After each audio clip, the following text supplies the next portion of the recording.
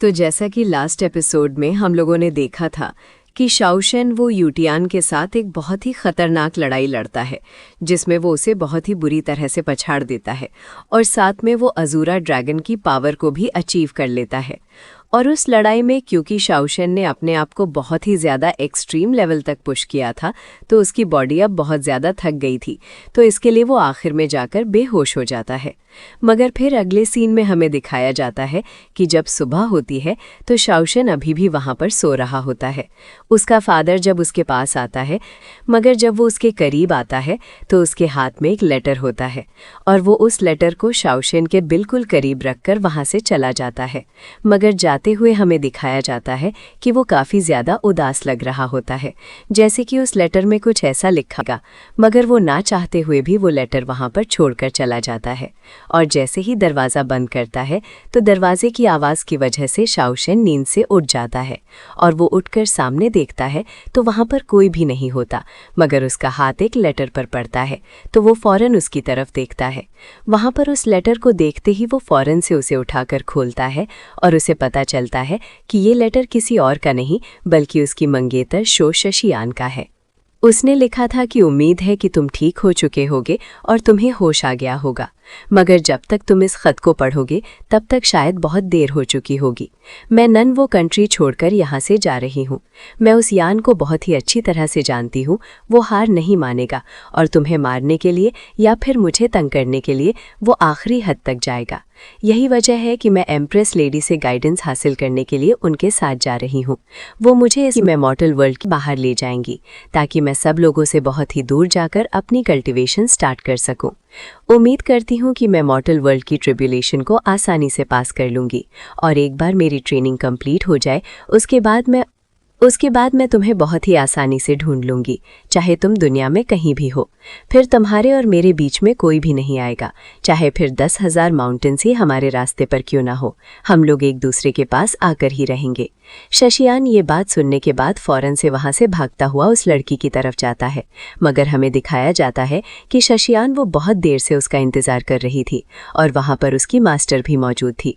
उसे उम्मीद थी कि शशियान जब वो लेटर पढ़ेगा तो वो फ़ौरन से उसकी तरफ आएगा, मगर उसे वहाँ पर खड़े हुए काफ़ी देर हो चुकी थी और अभी तक वो लड़का यहाँ पर नहीं आया था, जिसके बाद वो बिल्कुल उदास हो जाती है।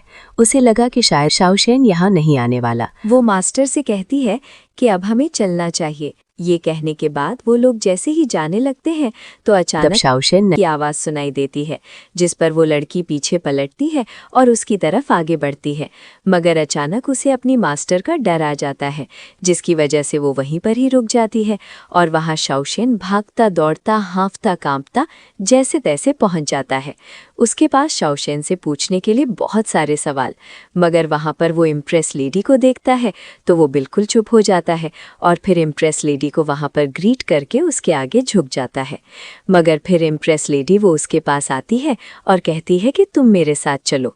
ये कहने के बाद वो जैसे ही उसे अपने साथ ले जा रही होती है तो शाओशेन फ़ौरन से शाओशेन का हाथ पकड़ लेती है।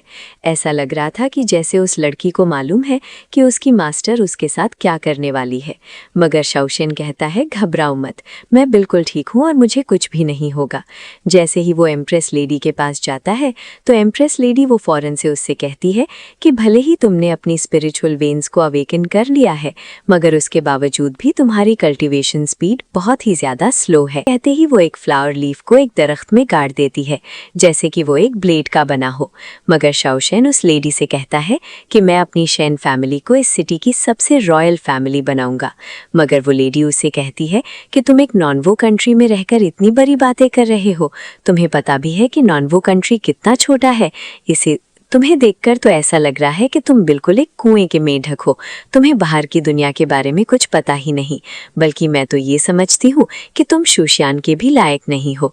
ये बात उस लड़के को तो बिल्कुल गुस्सा दिला देती है, जिस पर वो लेडी एम्प्रेस से कहता है कि शूशियान के लिए क्या चीज़ अच्छी है और क्या चीज़ बुरी है, आप ये डिसाइड नहीं कर सकती। ये सुनते ही फिर लेडी एम्प्रेस भी गुस्से में आकर अपनी एनर्जी के जरिए उसे वहाँ से उठाकर बहुत ही दूर फेंक देती है। ये देखकर शूशियान थोड़ा सा डर जाती है। उसे लगा था कि शाओशेन वहाँ पिट रहा है। वो एम्प्रेस लेडी शाओशेन से गुस्से से कहती है कि ज़रा तुम अपनी एबिलिटीज़ को देखो तो सही। तुम इन मामूली सी एबिलिटीज़ के दम पर शूशियान से शादी करना चाहते हो? ज़रा देखो खुद को। मेरे सामने आइंदा कभी इस तरह बात मत करना। ये कहने के साथ वो उसके ऊपर एक बहुत ही पावरफुल ग्रेविटी प्रेशर डालता और वो लेडी कंटिन्यूसली उसकी बेइज्जती किए जा रही होती है और कहती है कि तुम्हारे जैसा बेकार इंसान वो शूशियान के लायक है ही नहीं। शूशियान का फ्यूचर वो बहुत ही ज़्यादा ब्राइट है। वो नानवू कंट्री से भी हाईएस्ट लेवल तक जा सकती है। अगर तुम मुझसे वादा करते हो कि तुम शूशियान की जान छोड़ दोगे और किसी और लड़की से शादी कर लोगे और कभी भी उसका पीछा नहीं करोगे तो मैं आज तुम्हारी जान बख्श दूंगी। मगर शाओशेन साफ साफ मना कर देता है कि वो कभी भी उस लड़की को नहीं छोड़ेगा, जिस पर एम्प्रेस को गुस्सा आता है और वो उस ग्रेविटी प्रेशर को और भी ज्यादा बढ़ा देती है और कहती है कि इसका मतलब ये है कि फिर तुम मरना चाहते हो। शूशियान देख रही होती है कि उस फ्लावर ट्री के ऊपर कुछ ना कुछ तो हो रहा है, मगर यहाँ पर शाओशेन वो अभी भी हार नहीं मान रहा था। वो उस एम्प्रेस लेडी से कहता है कि मैं जानता हूँ कि मेरी कल्टीवेशन क्या है। भले ही मैं इस वक्त तुम्हारे लेवल का नहीं हूँ, मगर मैं तुमसे वादा करता हूँ कि मैं एक दिन इतना ताकतवर बन जाऊंगा कि मैं नानवू कंट्री से भी आगे चला जाऊंगा और एक वक्त ऐसा भी आएगा कि शायद मैं पूरे मेट्रिल वर्ल्ड का सबसे पावरफुल वॉरियर बन जाऊं।